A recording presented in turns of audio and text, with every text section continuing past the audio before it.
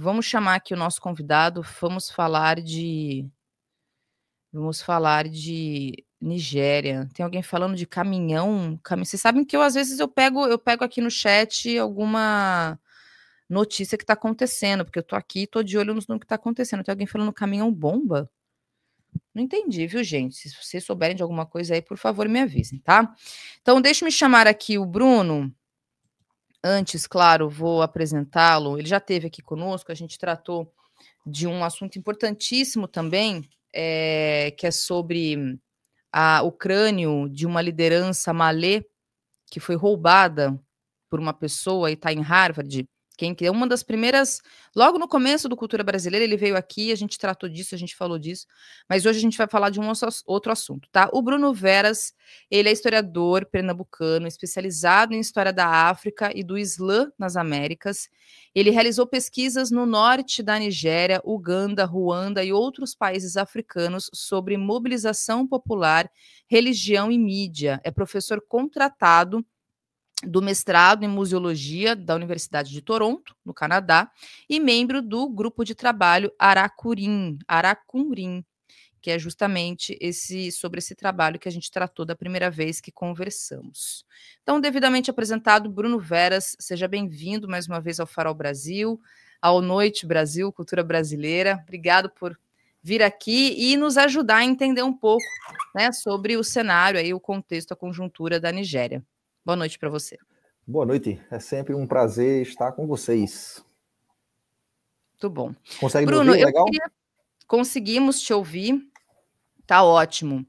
Bruno, então, antes até enquanto você chegava aqui, eu até adiantei um pouco, muito brevemente, né, sobre essa ameaça do presidente dos Estados Unidos ao país nigeriano, assim, muito brevemente. Claro que a gente quer te ouvir com mais detalhes. Só que antes da gente entrar especificamente a este fato, a essa questão, eu gostaria muito que você pudesse contextualizar para nós um pouco da Nigéria como um todo, né? A conjuntura política, social e religiosa, das transformações mais recentes, das divisões aí do que está acontecendo atualmente. Então, se você puder trazer um panorama mesmo, né, da Nigéria, e aí a partir disso a gente pode seguir para essa questão aí factual. Perfeito. Na introdução, você tinha comentado sobre o grupo Aracurim e o crânio, né, que hoje está lá Isso. em Harvard, e que o grupo Aracurim, que é um grupo de acadêmicos, de religiosos e líderes comunitários, tem esse esforço, né, de trazer esse crânio de volta para o Brasil, para a Bahia. O que me autoriza, vamos dizer assim, o que me mune de conhecimentos e perspectivas para falar da Nigéria são dois outros projetos que eu tive a chance de coordenar e de trabalhar como pesquisador assistente.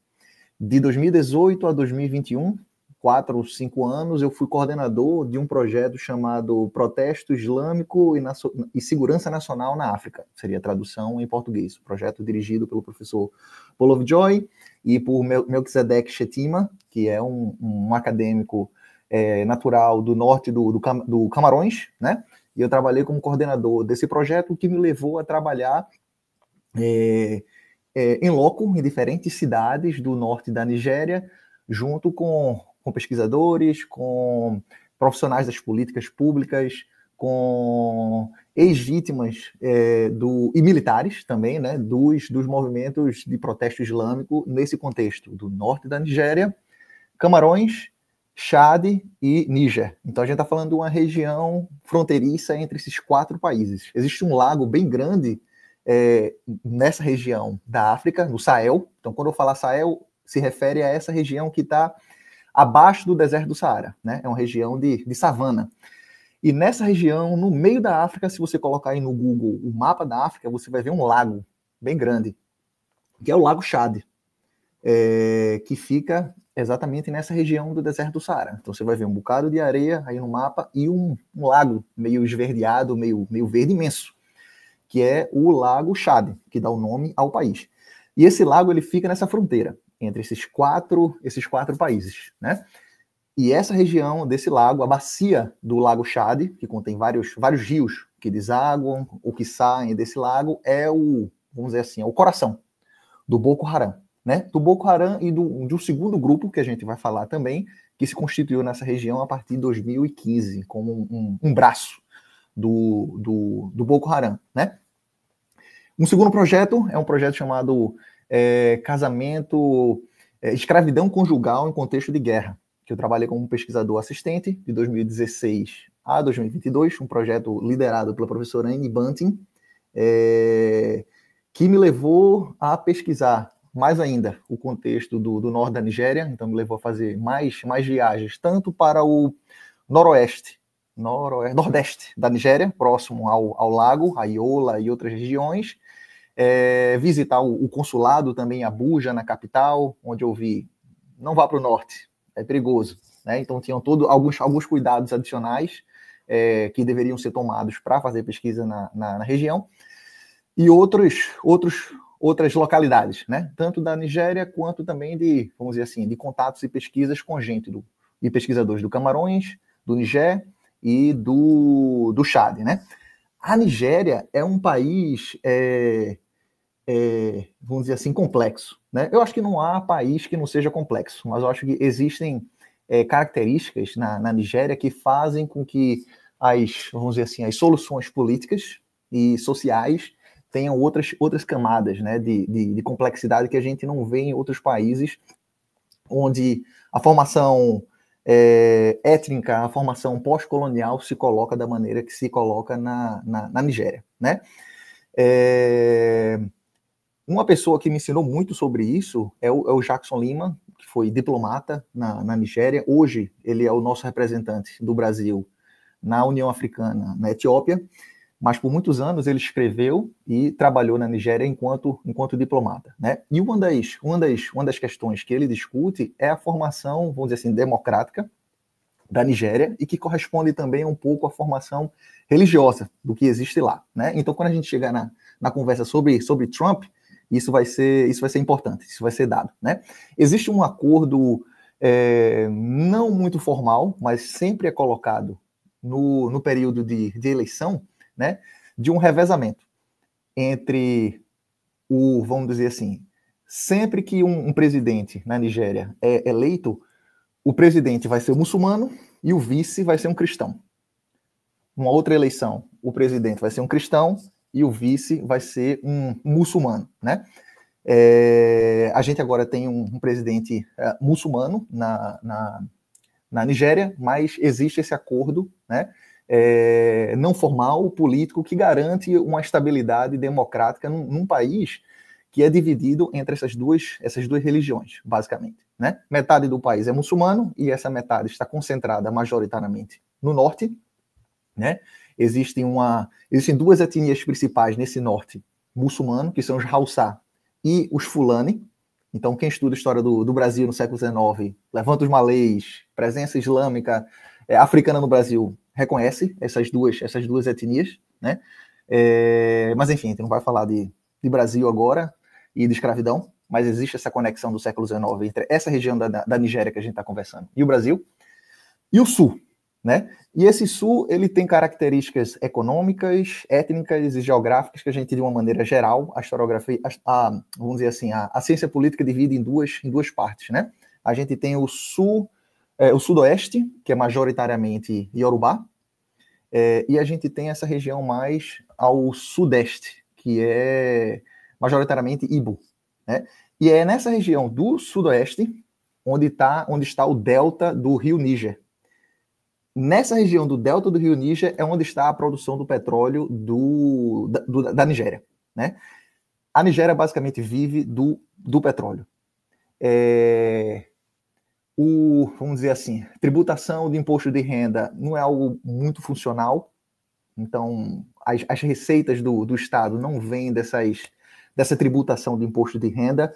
Outras tributações menores também não funcionam bem, de maneira que a renda do país, chamado Nigéria, vem do petróleo, que está nessa região no sudeste do país, bem localizada, no delta do Níger, nessa região cristã, que em décadas passadas, num contexto pós-colonial, tentou se separar, houve a Guerra de Biafra, milhões de vidas ceifadas ou deslocadas, né?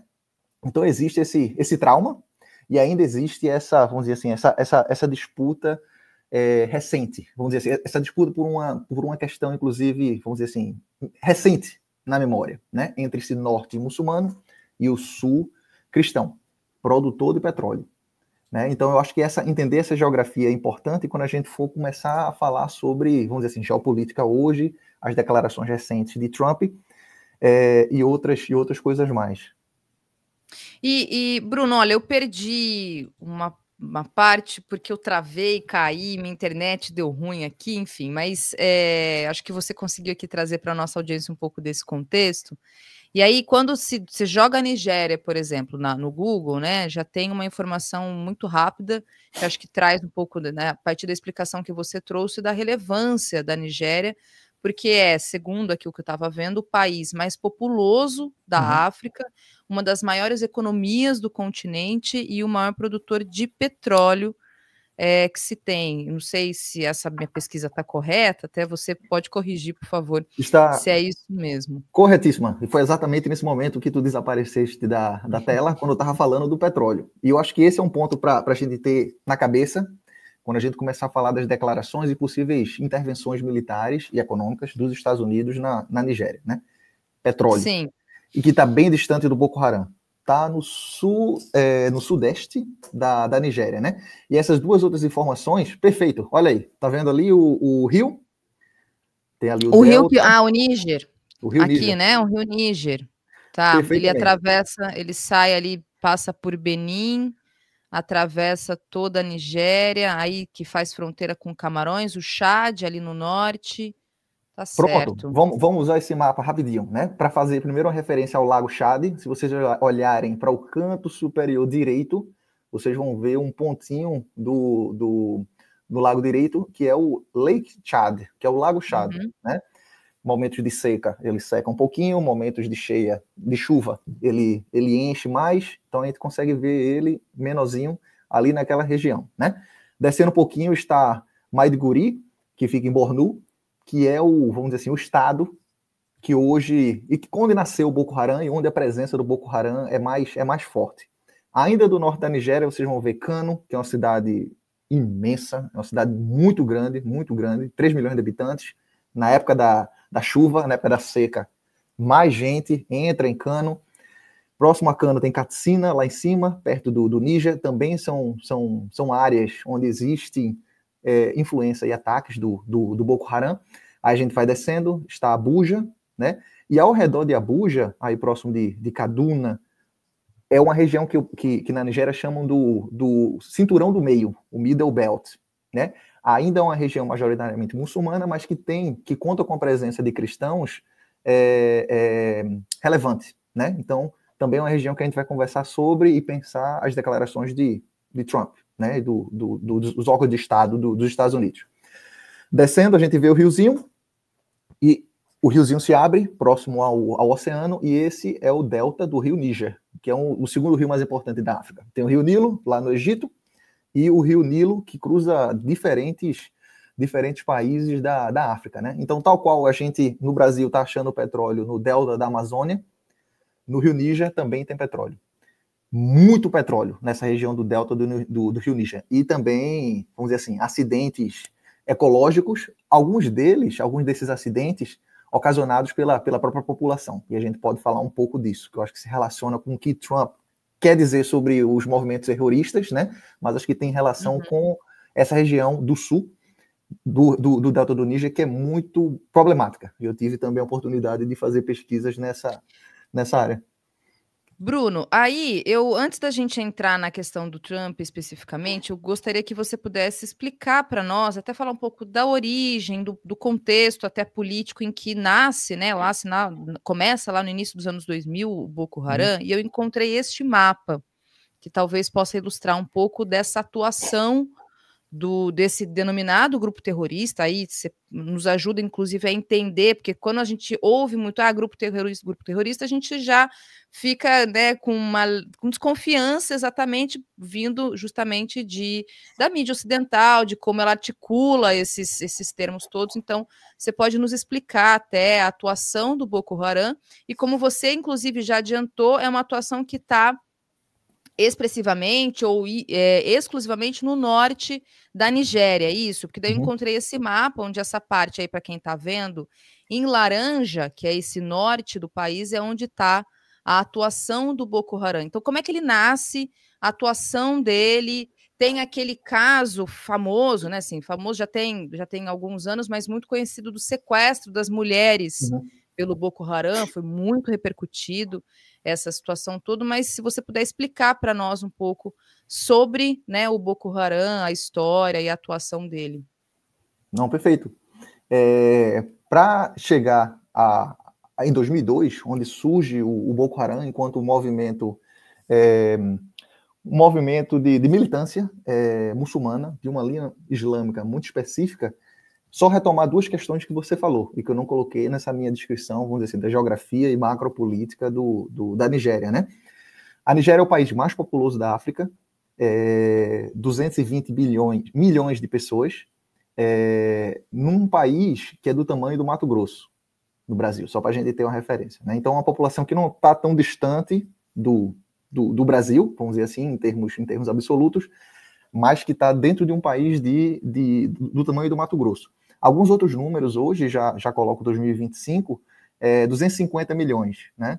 Então, esse número de 220 são, como é que chama? Subnotificado, que não é algo, vamos dizer assim, difícil de imaginar no contexto da Nigéria ou dos países aí do Lago Chad, né? Então, 250 milhões de pessoas num país desse tamanho, é a quarta economia da África, por conta do petróleo, né? Só que, ao mesmo tempo que o petróleo ele fornece, vamos dizer assim, riqueza suficiente para que o país seja a quarta economia da África, é um país vamos dizer assim, de uma projeção, de uma quantidade de miseráveis muito grande. É um país que, principalmente o norte, é extremamente pobre. Não que a região ao sul, próximo ao delta do Rio Níger, onde se produz petróleo, seja uma região próspera, também não é, né? Mas é um país de contrastes. A quarta economia do mundo, muito petróleo, então você vai ter casas, mansões, coisas de cinema em Abuja, em Lagos, de gente muito rica que mora na Nigéria, mas que também existe uma comunidade da diáspora nigeriana imensa nos Estados Unidos, né? Imensa na Europa, na Inglaterra, de gente de muita grana, que ainda tem, vamos dizer assim, empresas e negócios e ligações políticas, né, no país, mas que moram fora, né? Isso também é algo importante quando a gente for discutir a internacionalização do conflito, né? E o que é que os Estados Unidos, caso entre de maneira direta no país, o que é que isso pode ocasionar, né? Comparando com outros movimentos terroristas. Pronto, então acho que esse contorno é importante da gente entender. O norte é uma região mais seca, né? Tem muito mais gente pobre do que no sul, e é um país do tamanho do Mato Grosso, 250 milhões de pessoas, onde não se produz, vamos dizer assim, cereais e grãos de maneira suficiente dentro do próprio país, né? Aquecimento global. Então, o que a gente vê é a Nigéria, que produz petróleo, não produz comida suficiente para todo mundo dentro dos seus contornos. Então, tem que importar arroz de Gana, arroz do Benin, né? Países muito menores, com importância política e econômica muito menor, mas que ninguém pode comer petróleo, né? Tem que se comer comida importada, que vem dos países vizinhos. Então, é outra informação para a gente entender um pouco mais, vamos dizer assim, o caldeirão, onde surge o Boko Haram, né? Em 2002, uma figura carismática chamada Mohamed Yusuf, formado numa tradição muçulmana chamada Salafi, que tem sua origem ideológica ali na Arábia Saudita, né, na região da Arábia, e que é uma região, uma corrente da religião que é puritana, vamos dizer assim. É uma corrente militante que propõe vamos dizer assim, um Islã que seja purificado dentro dos moldes das lideranças da Arábia Saudita, né? Então, o grupo se forma em 2022 ao redor dessa figura carismática que tinha essa formação, né? E que dentro das discussões na mesquita, nos espaços religiosos, eles pregavam, vamos dizer assim, uma crítica contra as diferentes outras correntes dentro da Nigéria, do norte da Nigéria. Quem fosse Carígida, quem fosse Tijani, que são correntes sufis, e até outros movimentos reformistas de caráter salafi dentro da Nigéria. Então era um grupo... Os sufis também todos. É uma denominação, uma denominação não, uma corrente islâmica, não é isso? Ou eu estou viajando? É uma linha islâmica, eu já ouvi que é uma linha islâmica, digamos, mais esotérica, não sei se é um termo, uma vulgarização, talvez, da explicação, mas pelo menos é até onde eu entendo. Porque todas essas correntes que você está falando são correntes islâmicas, né? Da linha da religião, certo? Perfeitamente. O sufismo, vamos dizer assim, seria uma macro definição de diferentes escolas de prática e de pensamento dentro do Islã. Todos sunitas. Então, o sufismo, ele prega, dependendo da escola, uma aproximação corporal, uma aproximação pessoal a Deus, da religião. E existem diferentes exercícios religiosos para chegar a tal, sabe? Então, você vê aqueles vídeos, por exemplo, dos sufis na Turquia, que eles giram como um peão até atingir um estado onde eles sentem Deus. Eles não só entendem Deus ao ler, mas eles sentem o divino, sabe? Ou recitações como existe na Nigéria, e existe, a gente, analisando a documentação do século XIX no Brasil, a gente vê essas similaridades, onde você faz um exercício de repetição, de algumas passagens do Alcorão, até você atingir um transe, você se aproximar de Deus, sabe? Sim. Amuletos, etc, etc. Isso são, vamos dizer assim, correntes que a gente chama de Sufi, onde existe esse lado mais místico de aproximação de Deus a partir de práticas não ortodoxas, vamos dizer assim. Essa mesma, vamos dizer assim, possibilidade você tem em outras religiões, né? Você tem dentro do judaísmo, você tem dentro do cristianismo, etc, etc. Mas a gente usa mais esse nome Sufi, como você falou, para essas linhas mais místicas ou esotéricas do Islã. E que os salafistas da Arábia Saudita são contra. Né? Eles são, vamos dizer assim, adeptos, não só adeptos, mas militantes de uma outra forma de islamismo, né? De Islã, que é mais estrita e mais ortodoxa dentro dos parâmetros dele, porque essa discussão de ortodoxia também vamos dizer assim, é relativa, né? Tá certo. Bom, e aí, antes até mesmo da gente entrar na questão do Donald Trump, dos Estados Unidos, eu queria que você pudesse falar, você falou um pouco do Boko Haram, né? A gente trouxe um pouco desse contexto também, e eu queria que você pudesse falar sobre a geopolítica, né? Antes da gente entrar. Então, a geopolítica que está definindo hoje as questões até internas na Nigéria, a questão do petróleo e outros países para além dos Estados Unidos que estão aí dentro dessa dinâmica também. Até você mesmo sugeriu e falou aqui para a gente poder falar a respeito, como a Rússia e a França. Então, se você puder só trazer um pouco desse contexto para a gente entrar nesse fato em si do Trump. Pronto. 2002, a gente falou do Mohammad Yusuf, que era esse primeiro líder que criou o Boko Haram, né? E o nome Boko Haram, o significado, só para a gente entender também, significa, vamos dizer assim, uma tradução rápida do Kanuri, que é a língua do povo de Bornu, que é uma minoria dentro da Nigéria, significa algo do tipo educação ocidental é proibida. Existe uma tradição educacional muçulmana que vem da Idade Média, nessa região, de escolas, onde se ensina a ler, escrever, matemática, poesia, tudo isso dentro da tradição e da pedagogia islâmica, né? Então, com a colonização, com a interferência da Inglaterra, da França, de outros países, se colocou vamos dizer assim, em prática, outras formas de educação formal de caráter ocidental. Então, o Boko Haram ele surgiu com essa proposta de caráter salafista, de ser contra, vamos dizer assim, de se colocar contra e fazer protestos contra essa educação ocidental, nessa região do Bornu, 2002, e uma coisa que eu acho que é importante a gente ter em mente, 2002, a gente está falando já século XXI, e fenômenos de mídia.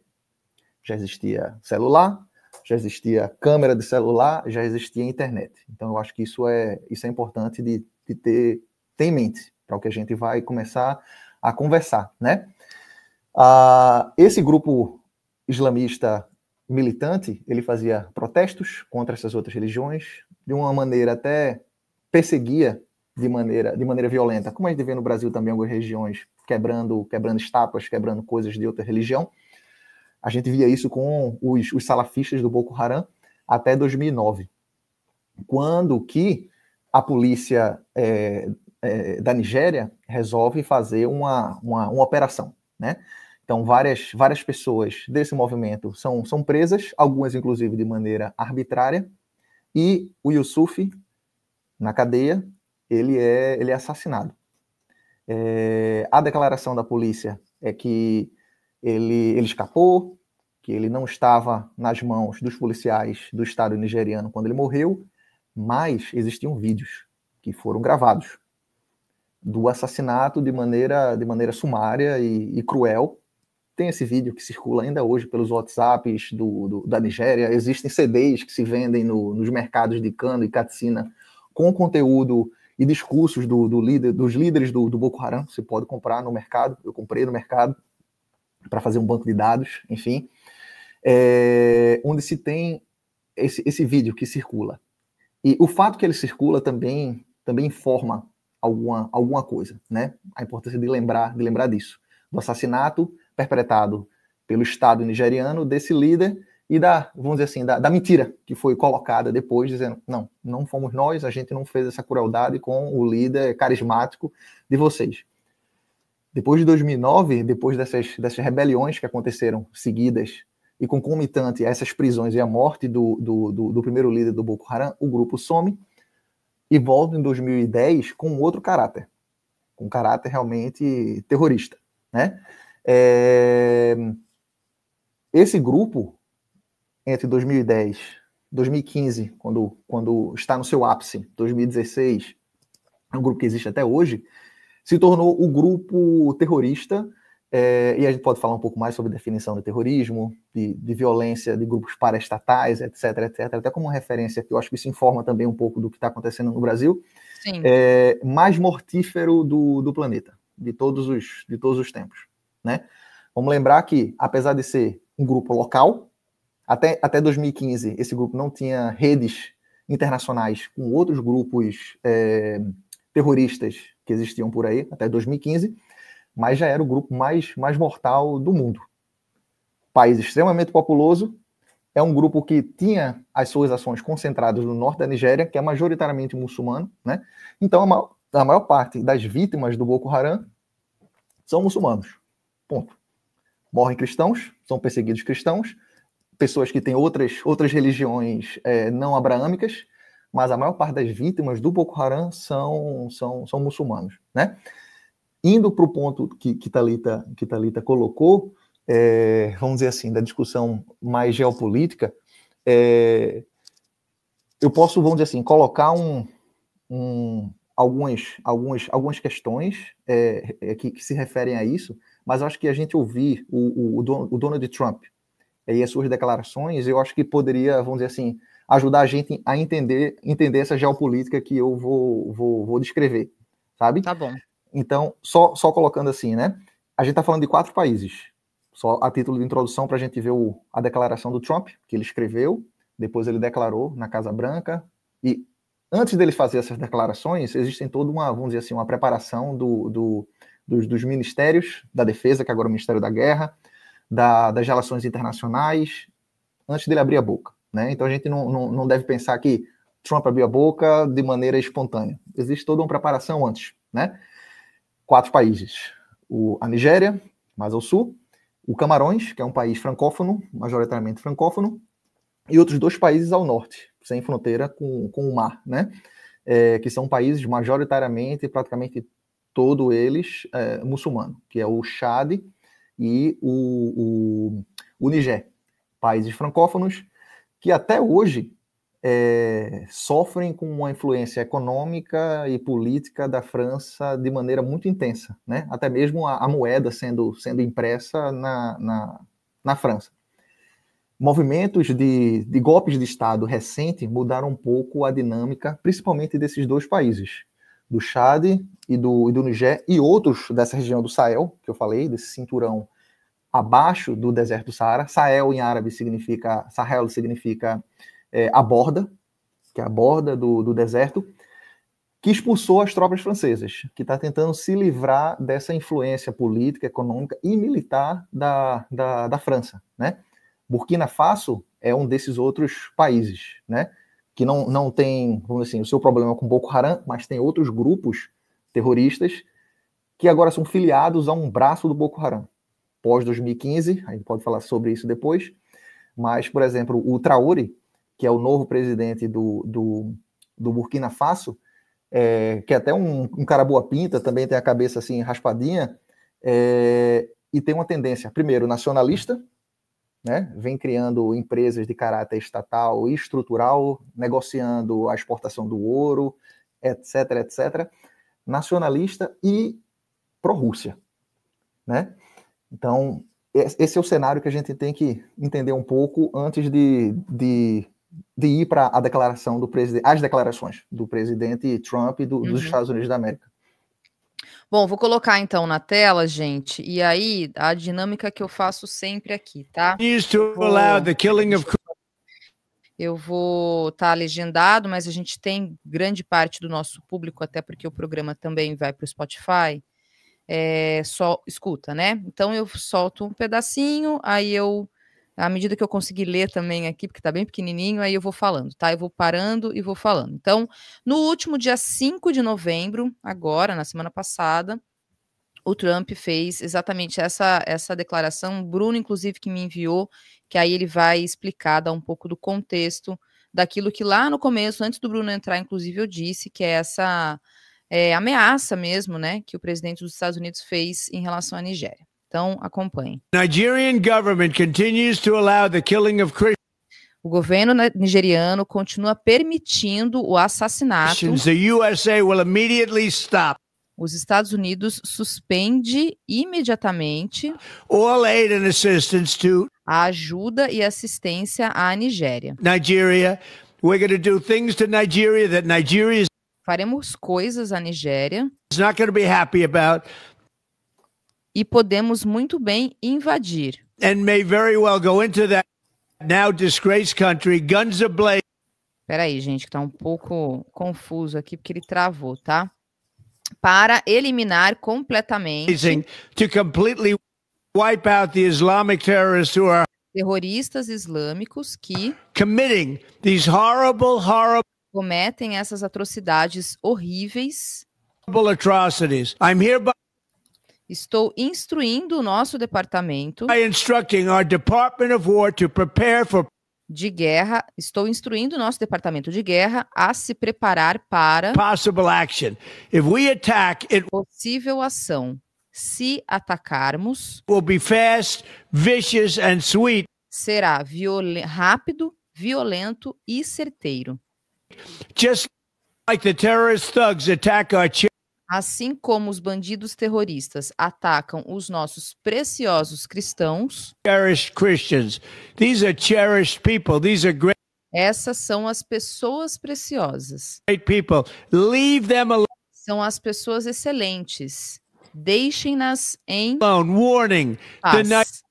Aviso: o governo nigeriano deve Nigerian government better move fast before it's too agir rápido antes que seja late. If they don't, there's going to be tarde demais. Espera aí, deixa eu só voltar que tem o finalzinho aqui que ele fala. Espera aí, gente. There's going to be hell to pay. Senão terá um preço terrível a pagar. Então tá, é uma ameaça assim explícita, né, Bruno? Foi, exato. Antes disso ele escreveu no X, também algo parecido, mas acho que quando ele vocaliza, por conta do vocabulário que ele usa, da forma que ele é um showman, né? As coisas realmente ficam mais vivas, vamos dizer assim, né?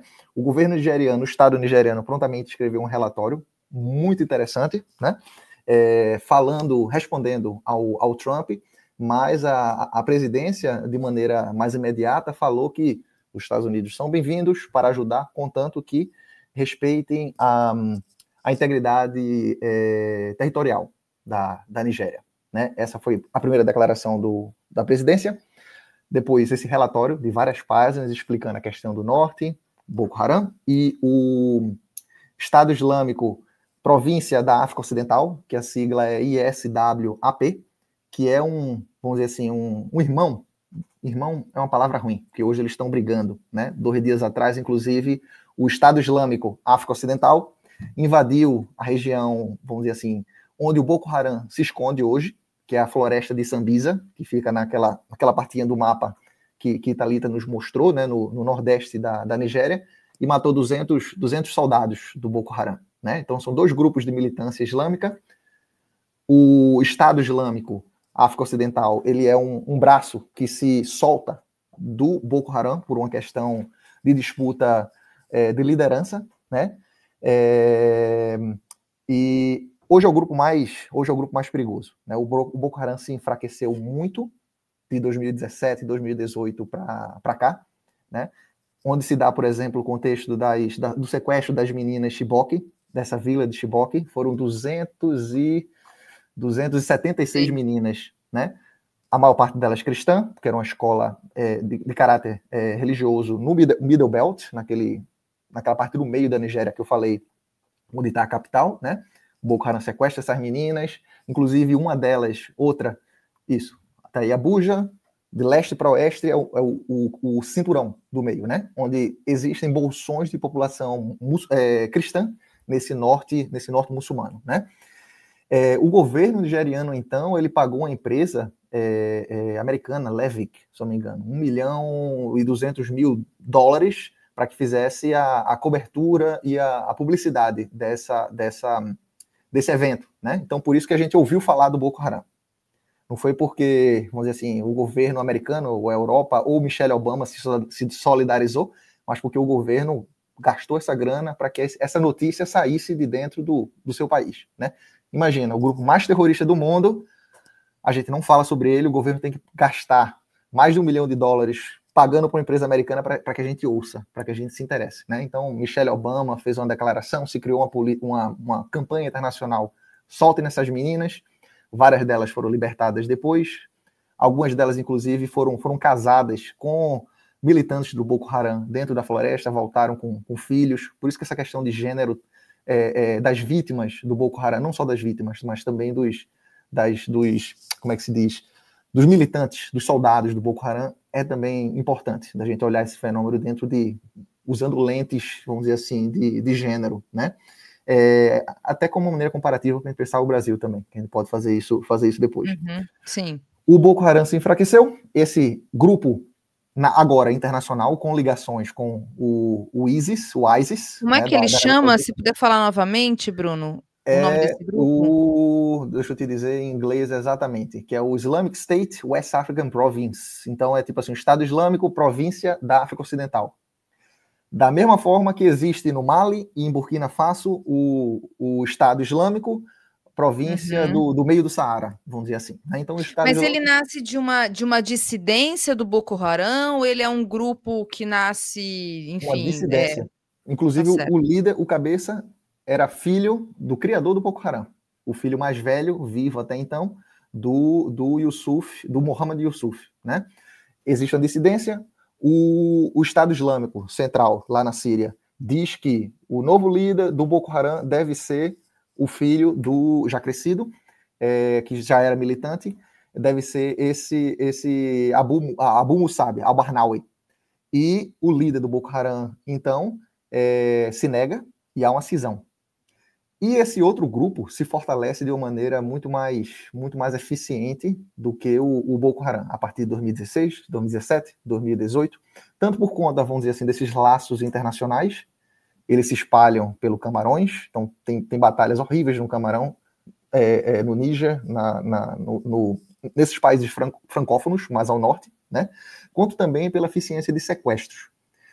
Boa parte dos recursos que o Boko Haram consegue primeiro, vamos dizer assim, a conquista de territórios, ameaça e subtração de recursos das populações locais, mas principalmente sequestro, né? Eles sequestram, vamos dizer assim, pessoas das realezas locais, né? Cada cidade na Nigéria praticamente tem um rei.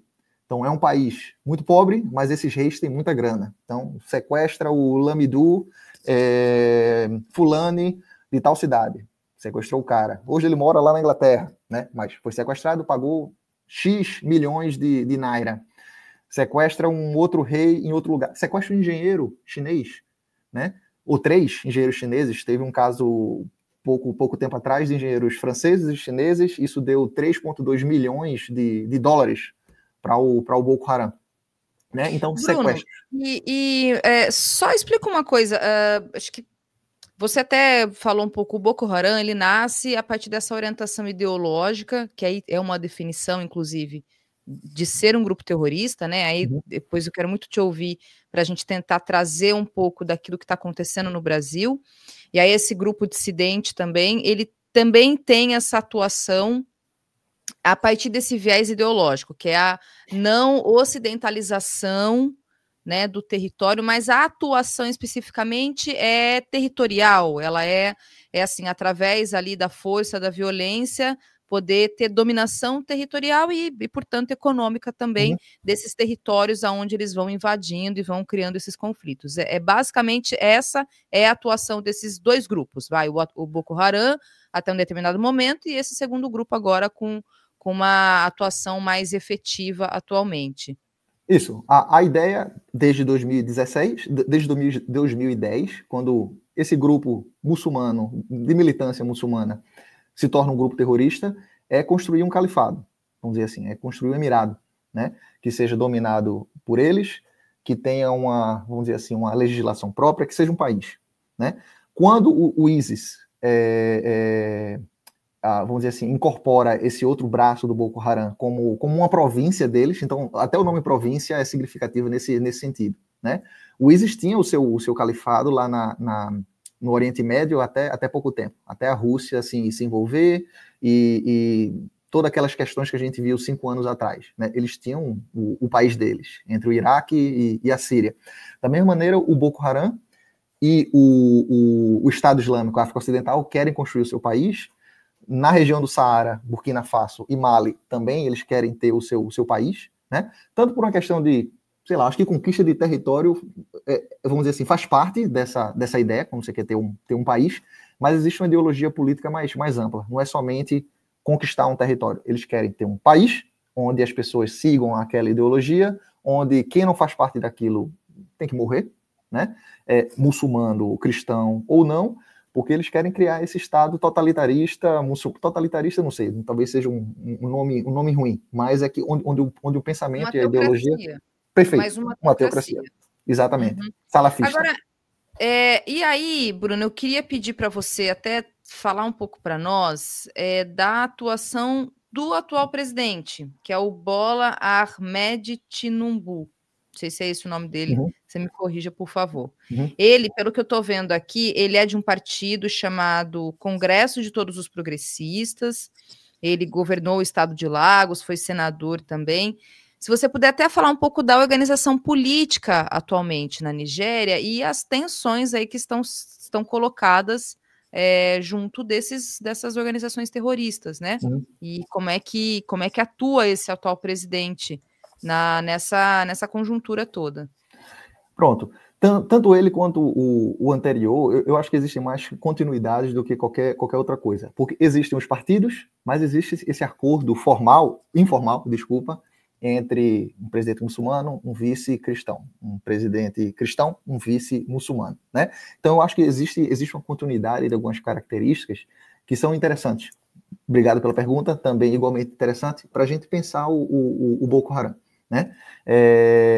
E a violência que existe também na região do petróleo, né? No Delta, que a gente falou dos grupos, vamos dizer assim, muçulmanos, militantes, terroristas, como o Boko Haram, mas existem dezenas e dezenas de gangues, grupos armados organizados, né? Que não são terroristas, são grupos armados organizados nessa região do Delta, que é uma região cristã, né? Então, esses grupos do Delta, eles, por exemplo, controlam, vamos dizer assim, territórios, população, cobrança de tributos,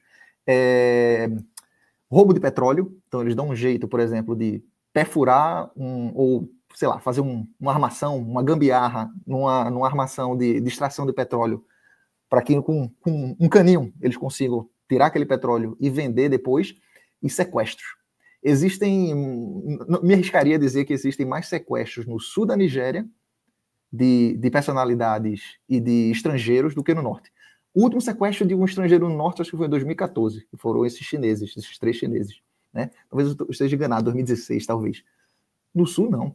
O que tem de gente que trabalha para ESSO, para petrolíferas francesas e outras coisas mais que são sequestradas no sul, é muito mais do que no norte. Por esses grupos armados, que não são grupos terroristas. Eles não têm motivação religiosa, motivação étnica, são motivados pela pobreza, pela miséria, numa região que tem muito petróleo, tem muita grana, mas eles não.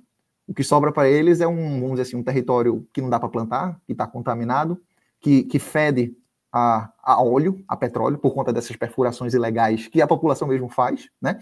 Então, o que vamos dizer assim, abunda são esses grupos de sequestradores, né? Eu me sentia mais seguro no norte da Nigéria, no noroeste da Nigéria, do que no sul, onde existiam esses grupos que, vamos dizer assim, tinham como alvo principais pessoas estrangeiras, né? Também porque no norte eu usava um barbão, então parecia um sírio, um libanês, então não mexiam muito comigo, achavam que eu era muçulmano.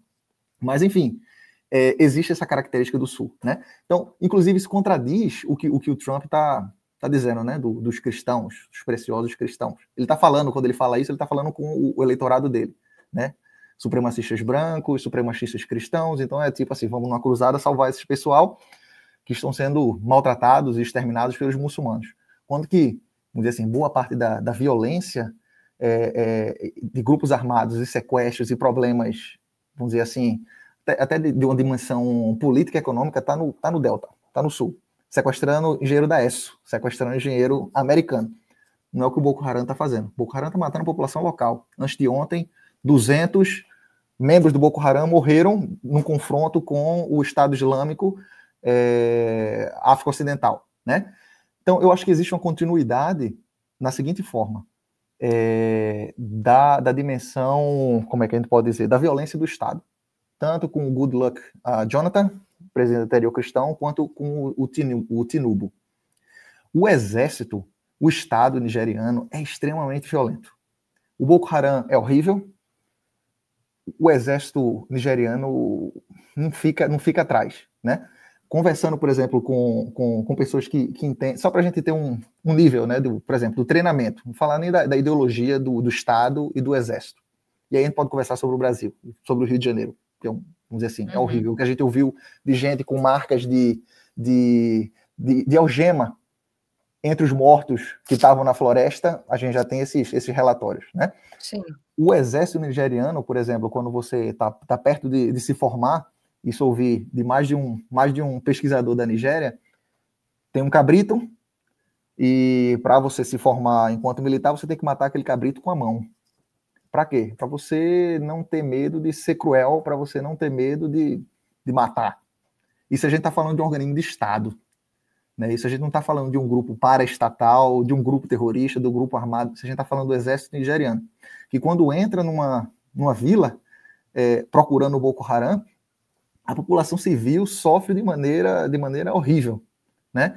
Mas, Bruno, mas aí a minha dúvida é justamente essa, assim, a atuação política oficial, né, estatal, a partir da gestão tanto do atual presidente quanto dos anteriores, é uma atuação política de fazer frente mesmo aos grupos terroristas, né? De enfrentar, de ter um exército que sai para matar mesmo esses grupos, de fazer um enfrentamento explícito e dizer que são grupos terroristas de fato e que é inadmissível. Então tem não há, digamos, uma complacência, não há um enfrentamento real em relação ao Boko Haram e a esse novo grupo terrorista também. Eu diria que há um enfrentamento, vamos dizer assim, real, mas eu adicionaria essa questão da violência estatal.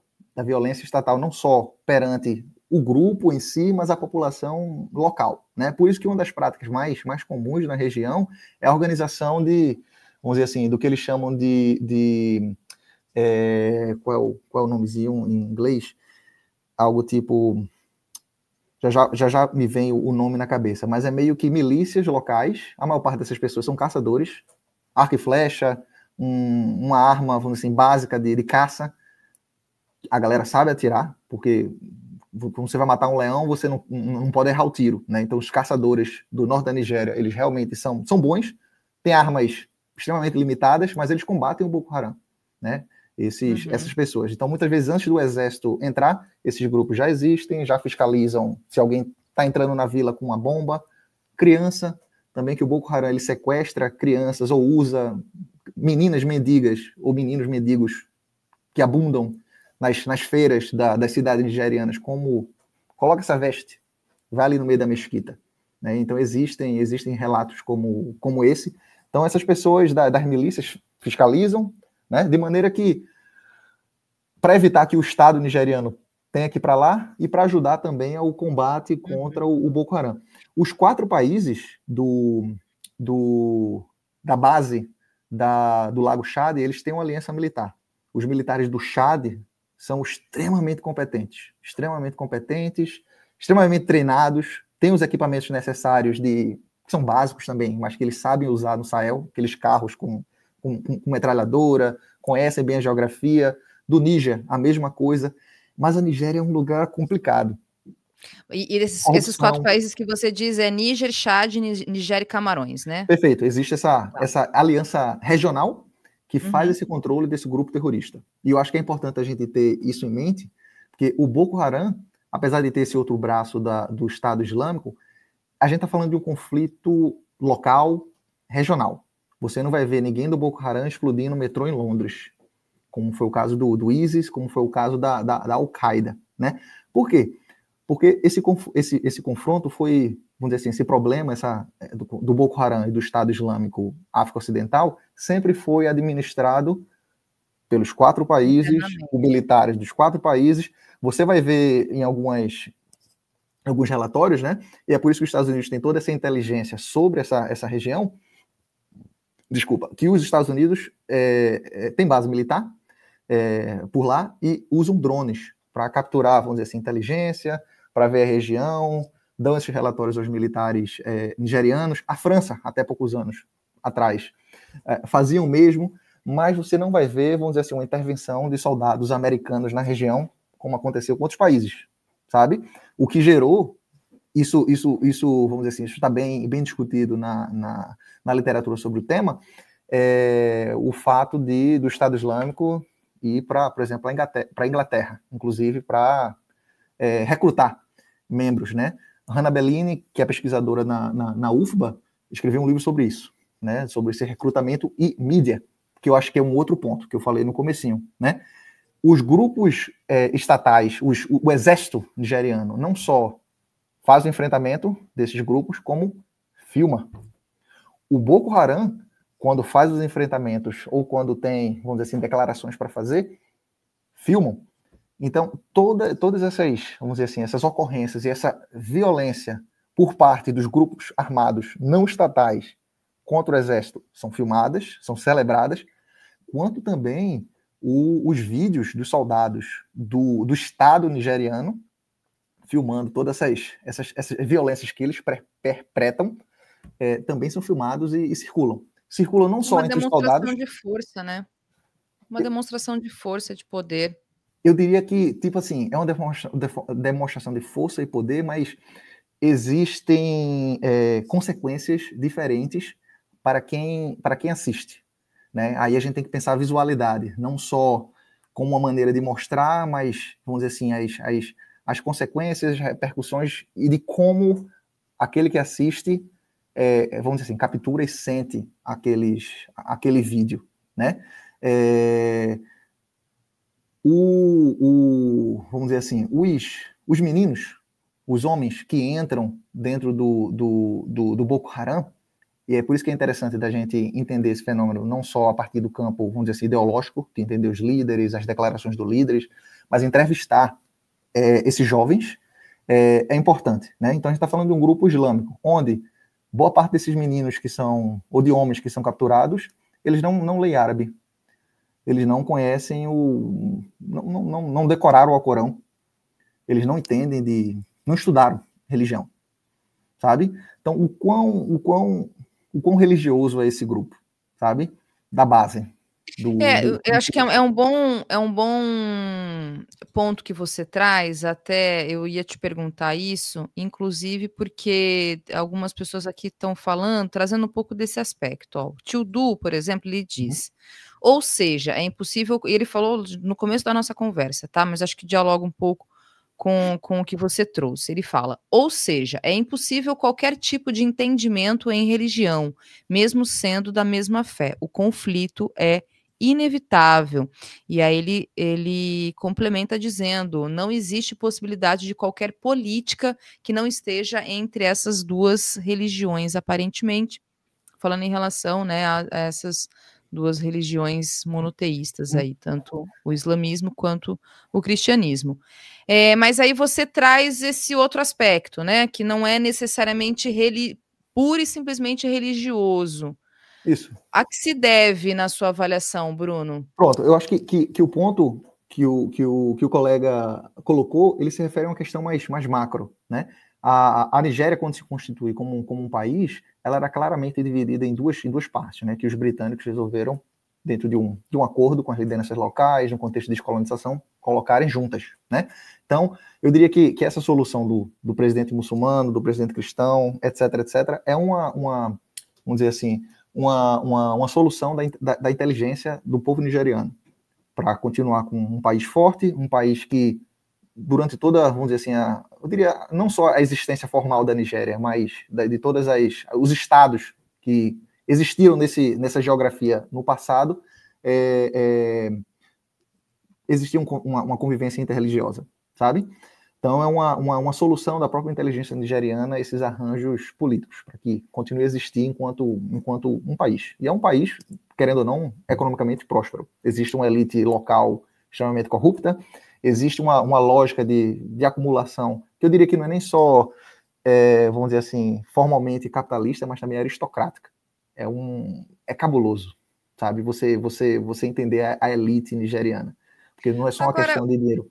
Sim, desculpa, aí, voltando ao que você tinha colocado, né? Desculpa, coloca aí a pergunta, talvez eu possa... Não, eu ia entrar um outro aspecto, mas vamos ver se de repente você consegue falar enfim, das duas coisas.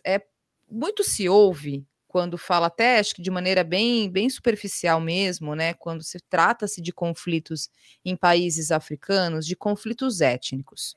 Até você, inclusive, um pouco antes de eu cair da minha conexão, você disse que majoritariamente, me parece, não sei se é exclusivamente, mas majoritariamente são os fulanes e os almoçás. E aí a gente tem uma relação direta, né, com a diáspora africana aqui no Brasil. A gente sabe que tanto fulanes quanto almoçás foram sequestrados e chegaram aqui também. Aí, enfim, só que aí a gente teria que voltar lá para o século XIX, Brasil, outra história. Mas outra conversa. Só que fica aí o parênteses para a gente poder linkar um pouco a nossa relação umbilical com a África, né? Mas aí, Bruno, a minha pergunta você está falando aqui, trazendo todo um panorama, né? Assim, uma conjuntura, um contexto político, religioso, social, que tem muito mais a ver com organizações terroristas que se originam a partir de um viés ideológico religioso, né? Também, e que trazem essa ideia de não ocidentalização, essa coisa mais extrema, mas aonde especificamente existe essa questão dos conflitos étnicos em si? Em se tratando de... Eu falei, fiz assim, um comentário mais geral, que é o que se ouve muito em si, quando a gente lê, quando está falando de países africanos, mas especificamente falando de Nigéria. Isso é uma maneira muito rasa de se elaborar, pensar conflitos no país, justamente porque a gente está tratando dessas organizações terroristas, ou se deve, ou tem um ponto real nesse sentido, de que há, de fato, conflitos étnicos, né, desses grupos, dessas diversas regiões no país? Eu acho que essa é uma pergunta excelente, e dá para a gente encaixar também do que eu estava falando das motivações, para além da liderança, mas as motivações, vamos dizer assim, dos jovens que ingressam o grupo, né? O soldado raso, vamos dizer assim, do Boko Haram e do Estado Islâmico, né? Essa ideia de conflito étnico e guerra tribal é vamos dizer assim, um trope, um ponto que a gente vai ver colocado de maneira constante dentro das discussões sobre conflitos armados na África, né? E eu vou dizer assim porque que não cabe em vários países da África a gente usar essa perspectiva que a gente vê sendo usada de maneira muito corrente, né? Primeiro, Hausa, né? É um povo, é uma língua falada por 60 milhões de pessoas, como uma primeira língua, ou como uma segunda língua, ou uma terceira língua, é uma língua franca, né? O Hausa. Existem as pessoas que são Hausa e existem as pessoas que falam Hausa porque é uma língua franca naquela região do norte da Nigéria. Então, quem é Fulani, fala Fulani, é Fulani, mas também fala Hausa, porque é a língua comercial, é a língua do dia a dia, né? Quem é Kanuri, do outro lado da África, a maior parte das pessoas do Boko Haram são Kanuri, também vão falar Hausa, né? Então a gente está falando de 60 milhões de falantes da mesma língua, talvez 40 milhões de pessoas que são Hausa. Gente que é Bornu, que fala Kanuri, talvez a gente esteja falando de 20 milhões. Da mesma forma que Yorubais, 25 milhões de pessoas. Pessoas que são Ibo, aí a gente coloca mais outras dezenas de milhões de pessoas. Qual é a população da Inglaterra, da Itália? Acho que não chega ao tamanho dos falantes de Hausa, sabe? Então, eu acho que a gente deveria usar essa ideia de guerra tribal quando a gente fala da Espanha, quando a gente fala da Irlanda. Quantas pessoas são norte-irlandeses, sabe? Quantas pessoas são da tribo basca, sabe? Então, aqui a gente não está falando de guerra tribal. A gente está falando de uma quantidade de gente imensa, sabe? Que possui identificações, vamos dizer assim, de base de identidade, que são baseadas em língua, em parentescos artificiais, aí vem discussão de antropologia, né?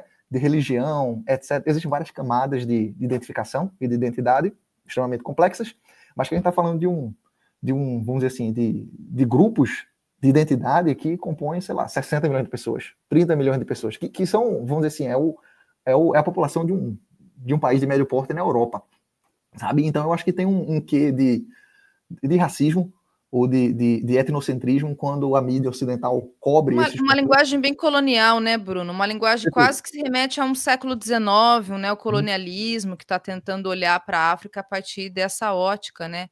Perfeito. E até hoje, eu li, esses dias ontem, estava lendo sobre a questão da Nigéria, na BBC, e aí vinha justamente essa expressão, não, porque os conflitos, grupos étnicos, conflitos de grupos étnicos, e eu falo, cara, isso me remete realmente a uma maneira de olhar bastante atrasada, porque há uma complexidade que ela está muito mais atualizada, né, diante de toda essa conversa e de tudo que você vem explicando aqui para nós, que tem muito mais sentido, né, com a realidade do que essa ideia de conflito étnico, que é o que se quer cravar o tempo todo quando você vai tentar entender, tentar falar, explicar um pouco sobre esses países africanos. É meio que, falou de África, a gente precisa falar de etnia, precisa falar de tribo.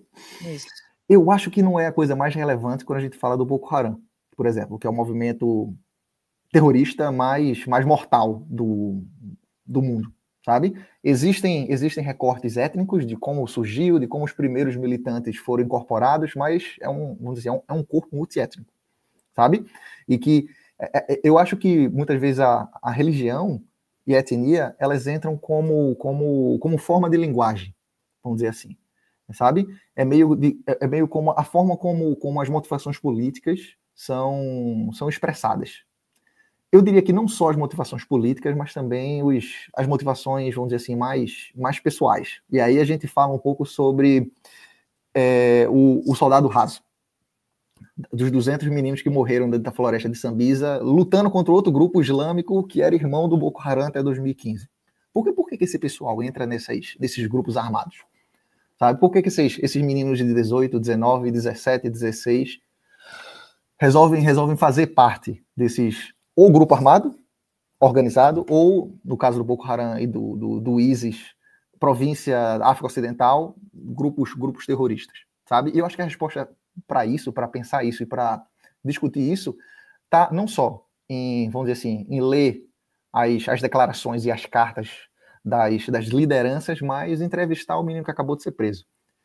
E isso os Estados Unidos faz bem, sabe? Porque, como eu falei, né, dentro quando existe uma incursão do exército nigeriano na região, vai ter um drone, vai ter um adido militar, um representante militar dos Estados Unidos que vai coletar inteligência.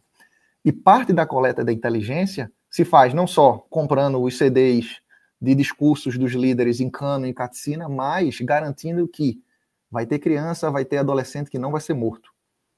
Vai morrer gente, porque o ISIS da África Ocidental também usa drone, também tem acesso a armas avançadas, mas ele vai tentar capturar e prender gente. Por quê? Porque aí você vai entrevistar, sabe? Eu não tive a chance de entrevistar diretamente ex-soldados do Boko Haram, mas dentro da American University of Nigeria, que fica em Yola, no nordeste do país, eles sim. Inclusive, várias meninas que estudaram na escola de Chibok, que foram sequestradas, estudam na American University of Nigeria. Existe uma universidade americana no norte da Nigéria, para a gente entender o nível de coleta de inteligência e como é que se faz coleta de inteligência. Como é que os americanos fazem isso? E fazem bem. Né? É por isso que eu estou dizendo que isso é um braço imperialista, né, Bruno? Isso é um aspecto imperialista, é um exemplo, assim, ali muito material, né? Muito explícito de imperialismo, né? E eu diria assim, eles fazem isso bem feito dentro do país deles, que eles têm, vamos dizer assim, os agentes da FBI, etc., que coletam a inteligência dos estrangeiros, né? Se ilude quem acha que o pessoal não documentado, de alguma maneira, não está documentado dentro dos Estados Unidos, sabe? Tem-se inteligência sobre isso, e também fora. E eu acho que isso é inteligente para a gente pensar os conflitos armados no Brasil, sabe? Morto não fala, morto não entrega, morto não diz de onde é que está vindo o dinheiro para comprar drone e trazer para a floresta, ou para comprar arma, sei lá, israelense que você vai achar dentro da Nigéria. Os Estados Unidos coletam isso, sabe? E entrevistam essas pessoas que são capturados. E você vai ver o seguinte, vamos dizer assim, fazendo um breve resumo, né? Um país de 250 milhões de pessoas, no norte, extremamente... O país é todo populoso, né? A agricultura é precária, se produz grãos, inclusive tem uma parceria do Brasil para fornecer tratores, para fornecer tecnologia agrícola para a Nigéria, criar parcerias. Encontrei alguns brasileiros do setor do agro, vamos dizer assim, conversando com as autoridades nigerianas, gente horrível, inclusive brasileira, fazendo esse trabalho, mas enfim, então não se produz comida suficiente, não tem emprego suficiente, a indústria petróleo, que não é nigeriana, são indústrias estrangeiras que sugam esse petróleo, sabe? Então esses meninos do norte, da terceira esposa do pai, não tem perspectiva. Então você vai ver muito menino nigeriano, não só do norte, mas também do sul, atravessando o Saara, indo lá para o norte, chegando na Líbia, para tentar ir para a Itália. Boa parte daquele pessoal vem da Nigéria. Já existem estudos, já existem, vamos dizer assim, coleta de dados nesse sentido. É gente da Nigéria. É um país de 250 milhões de pessoas, né?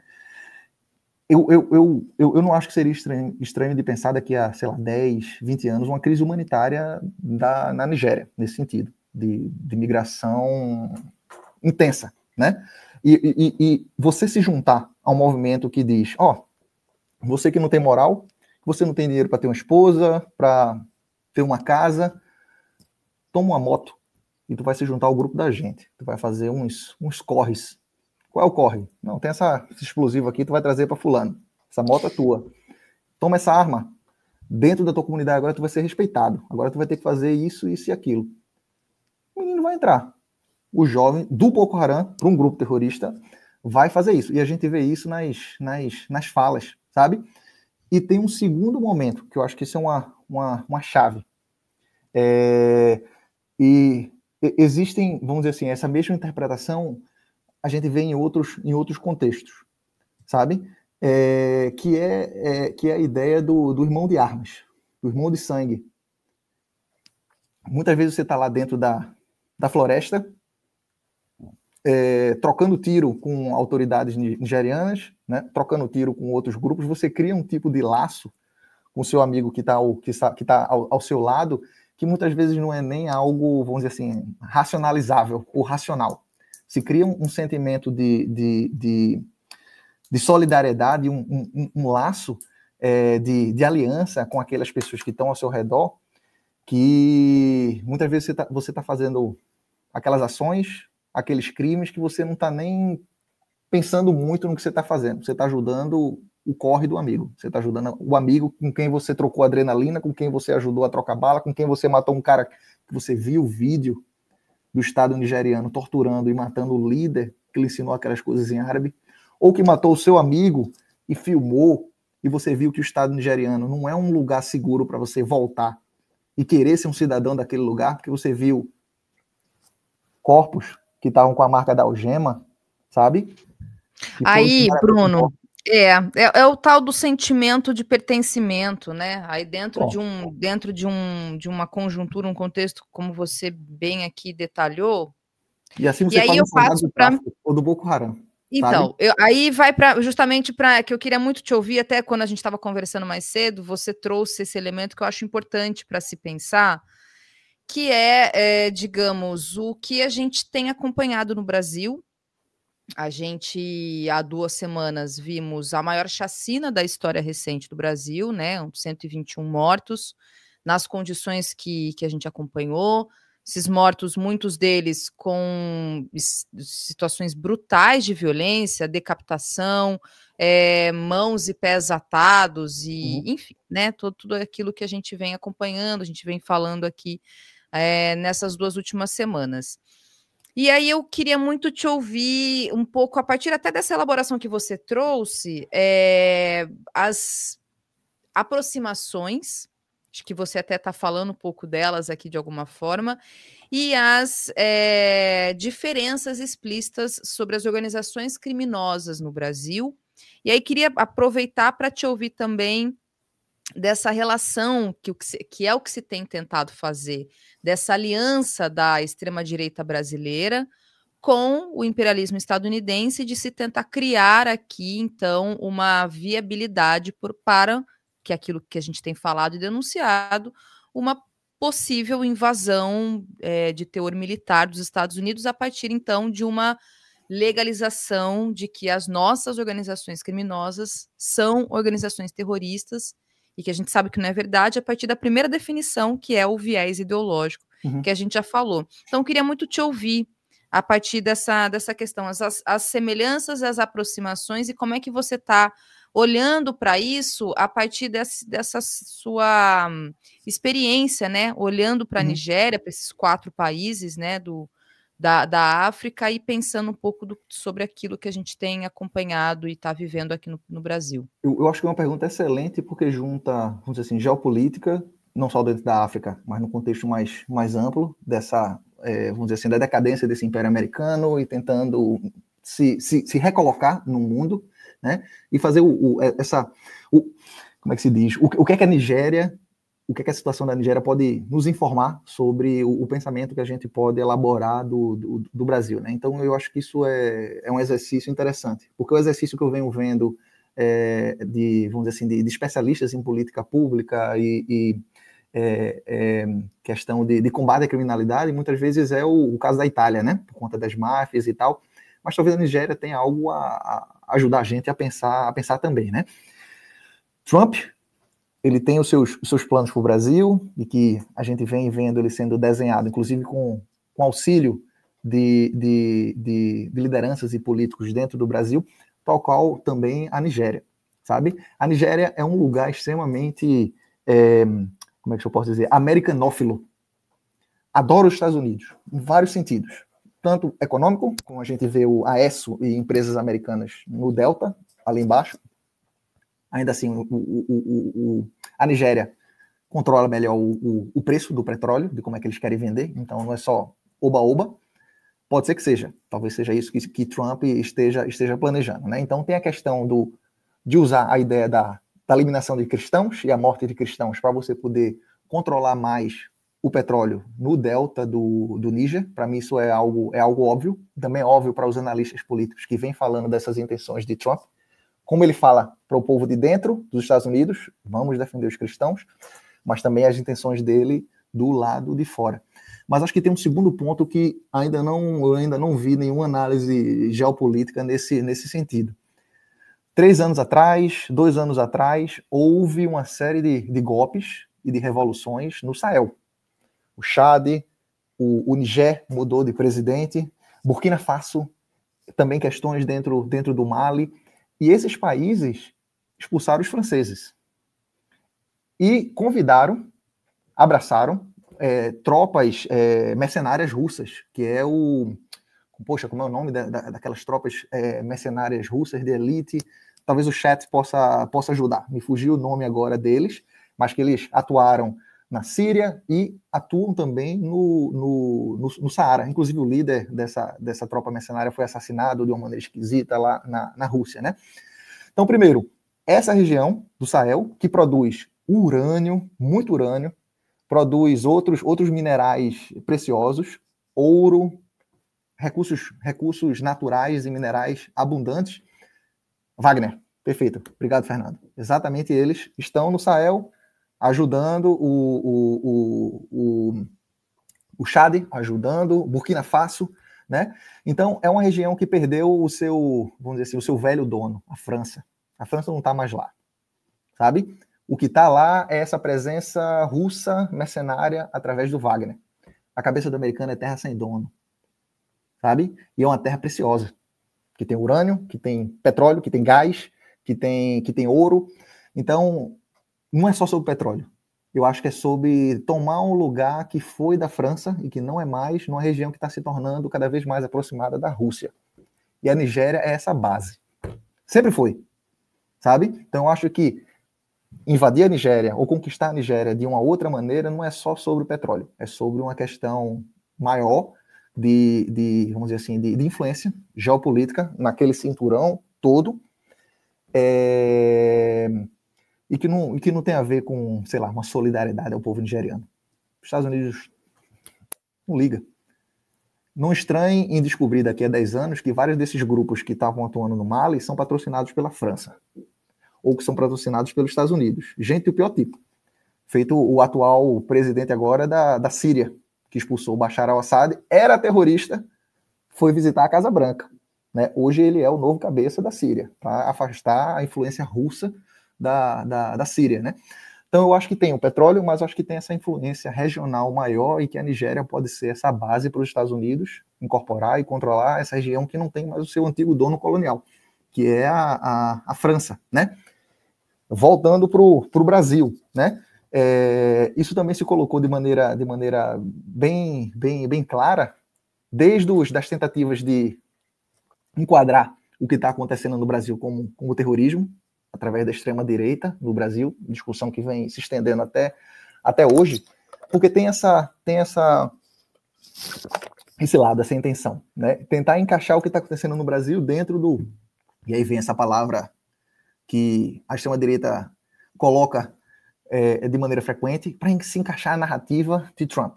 Os Estados Unidos precisam de um argumento ou inventar um argumento para invadir alguém. Isso se coloca durante a história. Armas químicas, terrorismo dentro do Brasil, etc, né?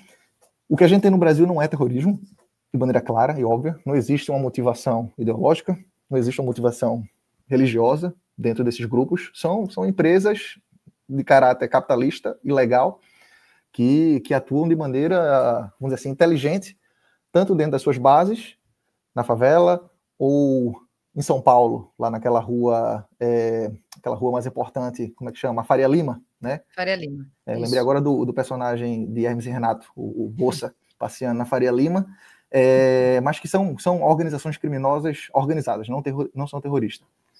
O que eu acho é que, pensando no caso da Nigéria, e aí como, vamos dizer assim, a Nigéria pode informar o que pode vir a acontecer no Brasil, é que a gente deveria ter muito cuidado de como o Estado brasileiro, enquanto Estado, enquanto ente legal, usa da sua violência legítima para reprimir esses grupos. Porque quando a gente fala de reprimir grupo, a gente está falando de reprimir gente, sabe? Bandidos, que entram nesse grupo por conta de questões econômicas, por conta de questões de gênero. Né? Eu vi uma entrevista com o Bruno Paz Manso, genial, em que ele analisava os significados de masculinidade e ser homem para esse adolescente de 17 anos, 18 anos, que não tem nada, sabe? Que não tem moral, e uma arma e um trabalho no tráfico significa alguma coisa. De Robertinho ele vira Bob Boladão, sabe? Tem um tênis bacana, tem um lugar naquele lugar, tem as meninas no baile, etc, etc. E é isso que faz ele entrar no tráfico, sabe? Ou para uma organização criminosa. O que a Nigéria mostra pra gente, e aí vem essa ideia do irmão de sangue, do irmão de armas, é que de uma vontade de entrar num grupo, por essas questões mais objetivas, a violência do Estado, ou a violência extrema de um ente, que querendo ou não, é o Estado brasileiro, é legal, pode gerar outros tipos de afetos e outros tipos de ódio, onde não existia ali. O ódio do menininho que está no tráfico, do adolescente, do jovem, que viu a polícia colocar algema em Robertinho, Bob Boladão, e atirar sumariamente nele. Cortar a cabeça do cara. Da mãe que vê o vídeo. Tem um relato de uma mãe, no dia seguinte, no 29 de outubro, tem um relato de uma mãe em que ela fala justamente isso, Bruno. Se acham que tá trazendo paz, não, eles estão trazendo mais ódio para a favela. Uhum. Eles estão trazendo mais ódio. Então, na verdade, assim, né, a extrema-direita, o governo aqui do Rio de Janeiro, não está nem um pouco preocupado com qualquer tipo de produção de sentimento, né? O que eles querem eles têm uma ação coordenada aí. Isso, mas realmente, né, o que se tem, a partir desse sentimento de pertencimento, desses meninos do tráfico, né, que são cooptados pelo tráfico, a partir de todo um contexto, uma conjuntura social, como você bem descreveu da Nigéria, e aqui a gente pode falar de Brasil também, que, guardadas as devidas particularidades, tem muita semelhança, que é justamente, né, de um país que produz violência e desigualdade social. O resultado disso, né, falando aqui muito em resumo, é a reprodução justamente dessa lógica de garotos que vão ser cooptados para o crime organizado. Mas me parece, assim, só para a gente fechar mesmo, até porque já deu o nosso horário aqui, não quero tomar seu tempo, mas assim, e só tentando analisar talvez até de maneira macro, assim, a gente está olhando para um mundo, né? Você falou da Nigéria, a gente está pensando em Brasil, e aí tentando ampliar um pouco para o que a gente está olhando, o que a gente está vendo, é que há de fato uma nova organização de um neocolonialismo. Assim, que neocolonialismo é um termo muito anacrônico, né? Porque, enfim, neocolonialismo é uma coisa que está lá em outro momento histórico. Mas me parece que é uma dinâmica, né, a partir da própria atuação do Trump, de maneira não que os democratas não fariam, também não teriam a mesma atuação, só que talvez de uma outra forma, mas não sei, me parece assim, porque quando a gente está falando do Brasil, a gente está falando de América do Sul, né? Porque tem Brasil, mas a gente já sabe que tem Colômbia e Venezuela, que estão sendo explicitamente mais atacadas. E aí tem essa atuação do Trump também na Nigéria, como você aqui explicou para a gente nessa última hora. Então, me parece que tem aí um arranjo novo, sabe, Uhum, de uma uhum, geopolítica, e a partir justamente dessa mesma dinâmica colonial, uhum, né? São uhum, países com recursos riquíssimos. O Brasil, para além da questão da exploração do petróleo, a gente tem essa outra questão que são as terras raras. Então, enfim, né? Então, me parece, aqui eu estou fazendo uma avaliação logo de cara, tá? A partir, inclusive, dessa nossa conversa uhum, aqui. Mas me parece que é um pouco assim de uma reorganização mesmo, né? Que uhum. tem esse molde colonial, né? De exploração, de produção de violência nesses países. E é isso, né? Nenhum império todo império cai atirando, né? Uhum. Então, Não, eu acho que é um ponto interessante. E aí a gente pode pensar essas duas questões para amarrar, né? O que é que aconteceu em 2009 com um grupo, que era um grupo, vamos dizer assim, de militância islâmica para se tornar terrorista, né? E o que é que, vamos evitar isso, sabe? Ou pensar mais nisso em termos dessas questões no Brasil, como que a violência do Estado vamos dizer assim, a fotografia disso pode gerar de afetos diferentes que não que não existem ainda no Brasil, sabe? Porque vamos dizer assim, como no caso do Boko Haram, de odiar o Estado nigeriano ao ponto de se tornar um grupo terrorista e de querer criar algo novo, porque não há esperança, não há vontade, não há possibilidade de você voltar àquele lugar, porque aquele lugar é tão miserável e violento quanto você mesmo, sabe? Eu acho que um Estado democrático de direito não pode se colocar nessa posição, né? Esses dias mesmo eu recebi um vídeo de um amigo no Instagram que era, vamos dizer assim, um PCC, um grupo armado brasileiro que estava maltratando uma mulher, batendo nela porque ela fez alguma coisa. Aí ele, olha aí, vai criar para tu? Aí eu, bicho, tu não é melhor do que isso, não? Tu acha que o Estado brasileiro não deve ser melhor do que isso? Essa é a lição que eu acho que a gente tem que ver com o que aconteceu na Nigéria. O Estado brasileiro precisa ser melhor do que isso. Não pode fazer execuções sumárias, não pode agir como outro grupo armado de farda com a bandeira do Brasil, porque isso gera afetos e raivas e questões que ainda não existem no Brasil. No Brasil a gente não tem terrorismo. Talvez ainda. Espero que não. Se a gente melhorar e aprender com outros exemplos, como no caso da Nigéria, né? Essa questão, vamos dizer assim, dessas influências ou interferências que a gente vê hoje acontecendo dos Estados Unidos enquanto um império caindo com armas na mão, né? Blazing guns, armas vermelhas de fogo para invadir a Nigéria. Eu acho que é uma questão interessante. E não me entenda mal. Eu acho o Trump uma figura interessante. Vou explicar por quê. Enquanto um homem do terceiro mundo, vamos dizer assim, vivendo aqui no Canadá, em Toronto, mas ainda com a cabeça de alguém de Recife, sabe?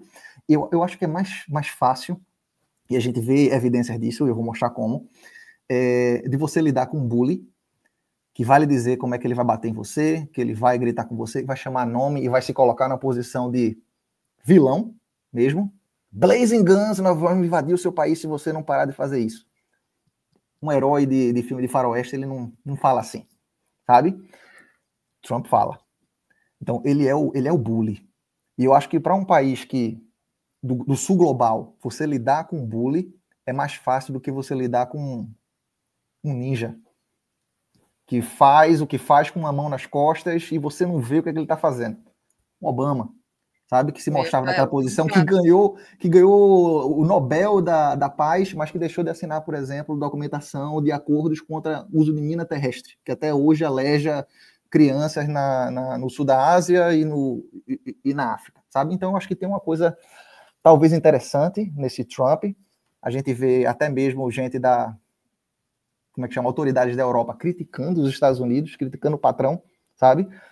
Outros países se colocando de maneira clara contra os Estados Unidos, porque a gente tem um cara de boca grande, tem um cara que se coloca como um vilão, sabe? Então eu acho que muitas vezes é mais fácil de lidar com o Trump dizendo que vai fazer isso no Brasil, que vai fazer isso na Nigéria, do que um outro que vai mandar um drone, sabe? Que vai patrocinar um golpe de Estado, que vai patrocinar um grupo terrorista do Mali para tentar tirar o cara que é pró-Rússia, e a gente nem fala nisso. Então acho que Trump... fosse Kamala Harris, né? Fosse Kamala Harris, como é que nós estaríamos aqui tentando avaliar essa política imperialista, né? Porque continuaria sendo imperialista, apesar, né, daquela coisa toda de uma mulher negra e etc., e tudo aquilo que a gente sabe, o que abarca esse discurso, essa narrativa. Então, me parece que sei lá, tem, digamos, um caráter até facilita, de alguma forma, que com todas as aspas possíveis, né, pelo amor de Deus, mas facilita um pouco para a gente poder identificar o inimigo, realmente, porque o inimigo, ele tá escancarado, né, ele tá sem máscara, ele tá, assim, devidamente escancarado. Bruno, olha, obrigada mais uma vez. Certamente tem uma pessoa aqui que eu até separei o comentário, né, falando precisa trazer novamente convidados. Certamente, eu quero muito te ouvir, até para a gente pensar mais, assim, tem coisas que eu queria muito falar de mais da África. Na segunda, a gente conversou com o Ismael, que é da página África do Jeito que Você Nunca Viu, que é a maior página em português, que ele faz análise de conjuntura, de geopolítica da África como um todo, e de repente pensei aqui de fazer uma conversa mesmo, um diálogo de o que eu perguntei para ele. Eu não quero que você fale, acho que a gente pode deixar para um segundo momento, para você voltar aqui. Você trouxe essa informação, né, de que o Boko Haram, por exemplo, é o maior grupo terrorista do mundo, e que produziu as violências e os números de violências e mortes que você bem elencou aqui, agora tem esse novo grupo também. E a repercussão, necessariamente, pelo menos para o Ocidente, não tem a mesma proporção. Perguntei para ele na segunda, né? Ele falou do Sudão, que também é uma situação tenebrosa que está acontecendo lá. Eu te perguntaria aqui sobre a Nigéria, mas não vou estender, porque já passou bastante do nosso tempo, mas eu lanço isso para a gente voltar aqui a trazer vocês para esse espaço, né? Ele e você, para a gente pensar um pouco daquilo que a África não, né? Mas assim, as reproduções colonialistas na África produzem de violência, e a gente eu falo o Ocidente como um todo, não necessariamente joga a luz na mesma proporção, sabe? Então é algo que instiga muita reflexão, e acho que a gente precisa falar sobre isso mais. Sobretudo porque estamos no Brasil e a gente tem essa relação direta com esse continente. Então não tem como a gente não olhar para isso com a relevância que deveria ter, sabe? Mas não vou tomar mais seu tempo, vamos deixar isso para uma próxima conversa. Eu topo, eu sou um curioso, sou só um historiador, então eu vou ouvir dos colegas e pessoas mais sábias sobre geopolítica para aprender também. Se eu puder contribuir, conversa. Que bom, obrigada, Bruno, mais uma vez te agradeço mesmo, obrigada pela aula, inclusive, pelas explicações todas, e até uma próxima. Valeu. Tchau, tchau, pessoal. Até mais. Tchau.